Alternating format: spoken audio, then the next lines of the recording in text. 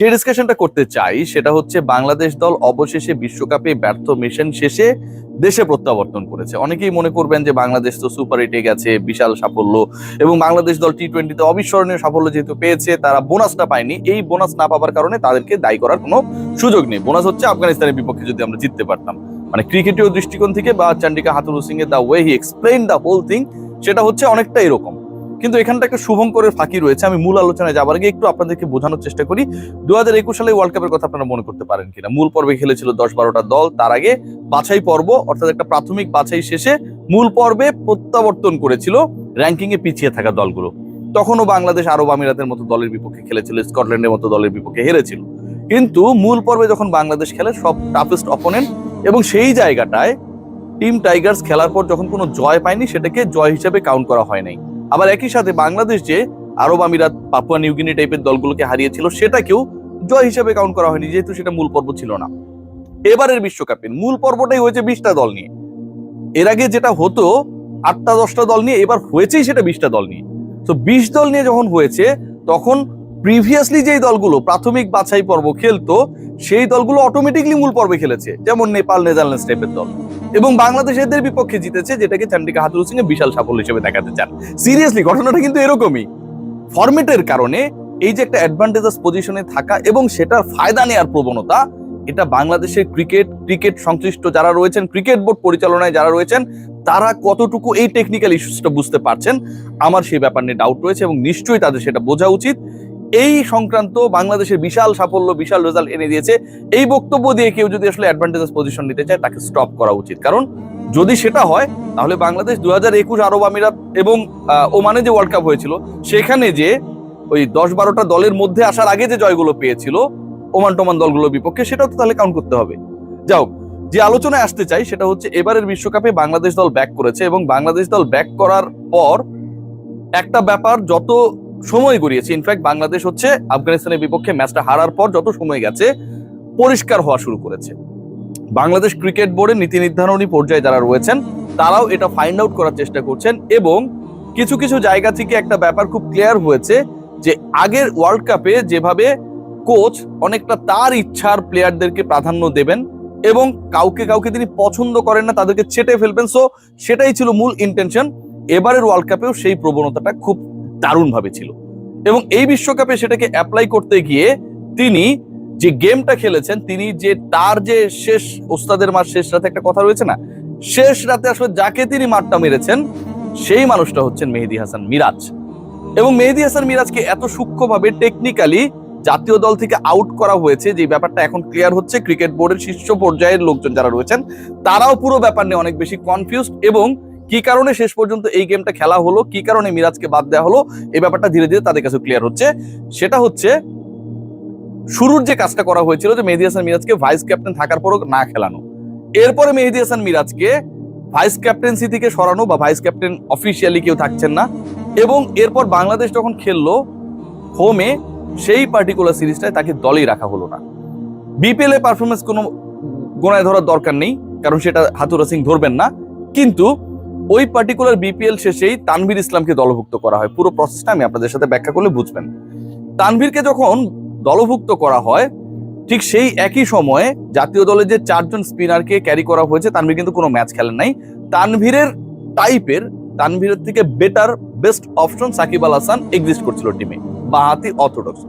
তারপরও একই টাইপের দুজন বোলারকে টিম ম্যানেজমেন্ট ক্যারি করে only for the will of the head coach. তিনি চেয়েছেন 15 সদস্যের যে স্কোয়াডটা রয়েছে সেখানটায় যদি একটা স্পট তানভীরকে দিয়ে আপনি অকুপাইড করে ফেলেন তাহলে একজন স্পিনারের একটা স্পট কমে যায়। আলোচনায় ছিলেন কে, মানে স্পিনারের সেই স্পটটায়, মানে 4জন স্পিনার আপনি নিচ্ছেন, মেহেদী হাসান মিরাজকে তার মধ্যেও আপনি অন্তর্ভুক্ত করছেন না। আলোচনায় থাকা একমাত্র ক্রিকেটারই হচ্ছে মেহেদী হাসান মিরাজ। সো যখন আপনি তানভীরকে দিয়ে 15তম সদস্যের স্পটটা অকুপাইড করে ফেলবেন, এবং আপনি জানেন যে তাকে আপনি খেলাবেন না, আপনি একটা ম্যাচে 2টা বাঁহাতি অর্থোডক্স স্পিনার তো খেলাবেন না, খুব সিম্পল, এটা পাগলও জানে। সো আপনি খেলাবেন না জানার পর আপনি মেহেদী হাসান মিরাজকে জাস্ট বাদ দেওয়ার জন্য 15th মেম্বার হিসেবে তানভীর ইসলামকে অন্তর্ভুক্ত করা হয়, এবং ফাইনালি তাকে বিশ্বকাপে বাংলাদেশ 7টা ম্যাচ খেলেও কোনো ম্যাচে সুযোগ দেওয়া হয় নাই। মূল কারণ যেটা ছিল এবং মূল বিষয় যেটা ছিল এটা এখন একদম ক্রিস্টাল ক্লিয়ার, এবং এটা শুনলে অনেকটা গা হচ্ছে কি বলবো, মানে শিউরে ওঠে। Mehedi Hasan Miraz is very close to Tamim Iqbal Khan and the other guys, যাদেরকে আবার চান্ডিকা হাথুরু সিং এ পছন্দ করেন না। চান্ডিকা হাথুরু সিং তাদের পছন্দ করেন না। তামিম ইকবাল খান প্র্যাকটিসে গেলেও তার সাথে কথা বলেন না। বাংলাদেশ ক্রিকেট বোর্ড তাকে চাকুরি দিয়েছে বাংলাদেশ ক্রিকেট বোর্ডের আন্ডারে চুক্তিবদ্ধ ক্রিকেটারদের সেবা করার জন্য, শেখানোর জন্য। সেই পার্টিকুলার ক্রিকেটারদের সাথে হেড কোচ, যিনি বিদেশি একজন হেড কোচ, বাংলাদেশের সালাউদ্দিন সাররা হলে আমরা মনে করতে পারতাম, নাজমুল আবেদিন ফাহিম হলে আমরা মনে করতে পারতাম যে তাদের সেই দাবির জায়গা রয়েছে ক্রিকেটারদের প্রতি। রাগ করেছে, কথা বলে নাই, থাপ্পড় মেরে দিয়েছে, সেটাও আমরা মানতে পারতাম, নো প্রবলেম উইথ দ্যাট। কিন্তু বিদেশি একজন কোচ প্রায় প্রতি মাসে $1.5 কোটি তিনি ড্র করছেন, তিনি ন্যাশনাল টিমের ক্রিকেটারের সাথে মাঠে দেখা হলেও কথা বলেন না, তার প্রগ্রেস সম্পর্কে জানানোর চেষ্টা করেন না। সেই তামিম ইকবালের ঘনিষ্ঠ ছিলেন মেহেদী হাসান মিরাজ, কারণ হচ্ছে দুজনেই বরিশালে খেলেছেন এবং এই ব্যাপারে হেড কোচের বিরক্তি তৈরি হয়েছিল যখন তামিম ইকবাল মিরাজকে বরিশালের হয়ে ক্যাপ্টেন্সি করার অফার করেছিলেন। বরিশালের ক্যাপ্টেন কিন্তু তামিমের হবার কথা ছিল না, ফ্র্যাঞ্চাইজ অনুরোধ, ক্রিকেটারদের অনুরোধ, ফাইনালি তিনি বরিশালের নেতৃত্বে রাজি হয়েছিলেন। কিন্তু তামিমের ইচ্ছা ছিল মিরাজ ক্যাপ্টেন্সি করবে, এবং যেহেতু মিরাজ আপকামিং লিডারশিপ গ্রুপের পার্ট ন্যাশনাল টিমে, সো তার তো গ্রুমিং এর একটা জায়গা রয়েছে। মানে আমি বড় ভাই, আমি ক্যাপ্টেন্সি করলাম, আমি ক্রেডিট নিলাম, সেই টেন্ডেন্সি তামিমের ছিল না। তামিম চাচ্ছিলেন মিরাজ যেন ক্যাপ্টেন্সি করে এখান থেকে অনেক কিছু শেখে, এবং তারা তো রয়েছেনি। এই যে একটা ব্যাপার যে তামিম মিরাজের সখ্যতা, মিরাজকে ক্যাপ্টেন্সি দিতে চাওয়া, মিরাজের বিভিন্ন ইন্টারভিউতে তামিম সম্পর্কে অনেক ভালো ভালো কথা বলা, পুরো ব্যাপারটা তাকে ব্যাকফায়ার করেছিল। অথচ কোনোটাই ছিল, মিরাজের কোনো বক্তব্যই ছিল না যে কাউকে আসলে বেশি ভালোবাসা বা সম্মান প্রদর্শন করে এই বক্তব্যগুলো তিনি দিয়েছেন। তিনি যা হচ্ছিল তাই সাদামণি সেটা করছিলেন। ঘটনা যেটা ঘটেছে, একই দলে তো আরো অনেক ক্রিকেটার ছিল, তাহলে তারা কেন, মানে সবচেয়ে বড় কোয়েশ্চেন, ন্যাশনাল টিমে ঠিকই সুযোগ পেলেন। মাহমুদুল্লাহ রিয়াদ ইন্ট্রোভার্ট, তিনি কারোর সাথে কোনো কিছু শেয়ার করবেন না, এবং আপনারা দেখেন যে তাকে এত ঘটনা ঘটানোর পরেও, ওয়ানডে বিশ্বকাপে সর্বোচ্চ রান করার পরেও কিন্তু মাহমুদুল্লাহ রিয়াদ স্পিক আউট করেননি। কোনো প্রেস কনফারেন্সে, একটা প্রেস কনফারেন্সে অফিসিয়ালি কথা বলেছেন সেঞ্চুরি করার পর, তারপর তিনি কথাও বলেন নাই। সো মাহমুদুল্লাহ রিয়াদ দলের মধ্যে কি হচ্ছে বা হবে, টি-20 যে দলটা আসলে বিশ্বকাপে গেছে সেই সম্পর্কে অন্তত মাহমুদুল্লাহ রিয়াদকে অপছন্দ করলেও তার মধ্যে থেকে কোনো কিছু ইন্টারনাল ইস্যুস বের হবে না, কোনোখানে এটা কনফিডেন্সটা ছিল। সৌম্য সরকার বরিশালে খেলার পরও ন্যাশনাল টিমে ছিল, মিরাজ কেন ছিল না, এই প্রশ্ন আপনারা করতেই পারেন। সৌম্য সরকার চান্ডিকা হাথুরু সিং এর খুবই গুড বুকের মানুষ। তো সৌম্য সরকার এখানটায় কোনো ধরনের স্পিক আউট করবেন, প্যাচ লাগাবেন, ভেতরে কোনো পরিকল্পনা নিয়ে অসন্তুষ্টি জ্ঞাপন করবেন, ইভেন সৌম্য সরকার লিডারশিপ গ্রুপের পার্টও না ইন ফিউচারে। সো সৌম্যকে নিয়েও সেই অসন্তুষ্টি ছিল না। সৌম্য সরকার বাজে পারফরমেন্স করার পর জাতীয় দলে টিকে গেছেন, বিশ্বকাপে 2টা ম্যাচ খেলেছেন, 2টাতেই ফ্লপ করেছেন।